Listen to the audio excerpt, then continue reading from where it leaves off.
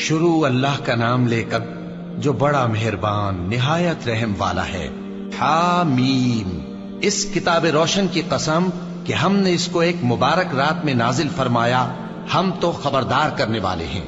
اسی رات میں تمام حکمت کے کام فیصل کیے جاتے ہیں، یعنی ہمارے ہاں سے حکم ہو کر بے شک ہم ہی فرشتوں کو بھیجتے ہیں۔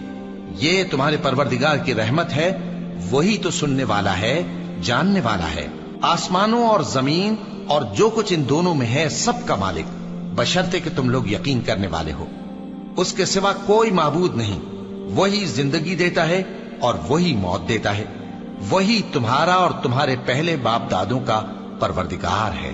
لیکن یہ لوگ شک میں پڑے کھیل رہے ہیں۔ تو اس دن کا انتظار کرو کہ آسمان سے صاف دھواں نکلے گا جو لوگوں پر چھا جائے گا، یہ درد دینے والا عذاب ہے۔ اس وقت وہ کہیں گے کہ اے پروردگار، ہم سے اس عذاب کو دور کر، ہم ایمان لاتے ہیں۔ اس وقت ان کو نصیحت کہاں مفید ہوگی، جبکہ ان کے پاس پیغمبر آ چکے جو ہمارے احکام کھول کر بیان کر دیتے تھے۔ پھر انہوں نے ان سے منہ پھیر لیا اور کہنے لگے، یہ تو سکھایا پڑھایا ہوا ہے، دیوانہ ہے۔ ہم تو تھوڑے دنوں عذاب ٹال دیتے ہیں مگر تم پھر کفر کرنے لگتے ہو۔ جس دن ہم بڑی سخت گرفت کریں گے تو بے شک انتقام لے کر چھوڑیں گے۔ اور ان سے پہلے ہم نے قوم فرعون کی آزمائش کی اور ان کے پاس ایک عالی قدر پیغمبر آئے جنہوں نے یہ کہا کہ اللہ کے بندوں یعنی بنی اسرائیل کو میرے حوالے کر دو، میں تمہارا امانت دار پیغمبر ہوں، اور اللہ کے سامنے سرکشی نہ کرو، میں تمہارے پاس کھلی دلیل لے کر آیا ہوں، اور اس بات سے کہ تم مجھے سنگسار کرو، میں اپنے اور تمہارے پروردگار کی پناہ لے چکا ہوں، اور اگر مجھ پر ایمان نہیں لاتے تو مجھ سے الگ ہو جاؤ۔ تب موسیٰ نے اپنے پروردگار سے دعا کی کہ یہ نافرمان لوگ ہیں۔ اللہ نے فرمایا کہ اچھا، میرے بندوں کو راتوں رات لے کر چلے جاؤ، اور فرعونی ضرور تمہارا تعاقب کریں گے، اور سمندر سے کہ ٹھہرا ہوا ہوگا پار ہو جانا، تمہارے بعد وہ پورا لشکر ڈبو دیا جائے گا۔ وہ لوگ بہت سے باغ اور چشمے چھوڑ گئے، اور کھیتیاں اور نفیس مکان اور آرام کی چیزیں جن میں وہ عیش کیا کرتے تھے۔ اسی طرح ہوا، اور ہم نے دوسرے لوگوں کو ان چیزوں کا مالک بنا دیا۔ پھر ان پر نہ تو آسمان اور زمین کو رونا آیا اور نہ ان کو مہلت ہی دی گئی، اور ہم نے بنی اسرائیل کو ذلت کے عذاب سے نجات دی، یعنی فرعون سے۔ بے شک وہ سرکش اور حد سے نکلا ہوا تھا، اور ہم نے بنی اسرائیل کو اہل عالم میں سے علم کی بنیاد پر چنا تھا، اور ان کو ایسی نشانیاں دی تھیں جن میں کھلی آزمائش تھی۔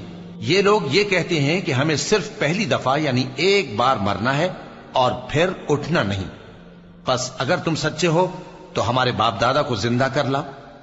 بھلا یہ اچھے ہیں یا تبا کی قوم اور وہ لوگ جو ان سے پہلے ہو چکے ہیں؟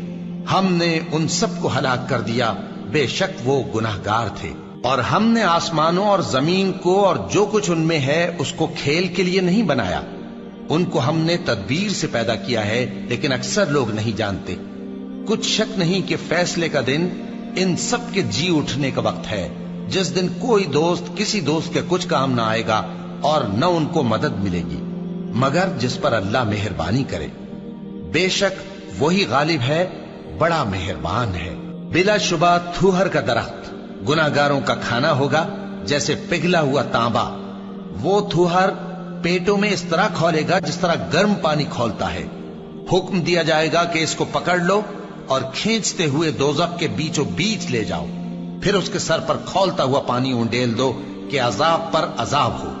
اب مزہ چکھ، تو بڑی عزت والا اور سردار تھا۔ یہ وہی دوزخ ہے جس پر تم لوگ شک کیا کرتے تھے۔ بے شک پرہیزگار لوگ چین کے مقام میں ہوں گے، یعنی باغوں اور چشموں میں باریک اور دبیز ریشم کا لباس پہن کر ایک دوسرے کے سامنے بیٹھے ہوں گے۔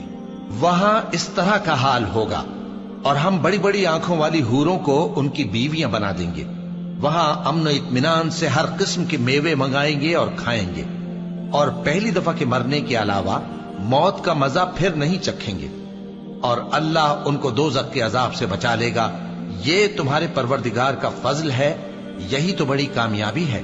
ہم نے اس قرآن کو تمہاری زبان میں آسان کر دیا ہے تاکہ یہ لوگ نصیحت حاصل کریں۔ بس تم بھی انتظار کرو، یہ بھی انتظار کر رہے ہیں۔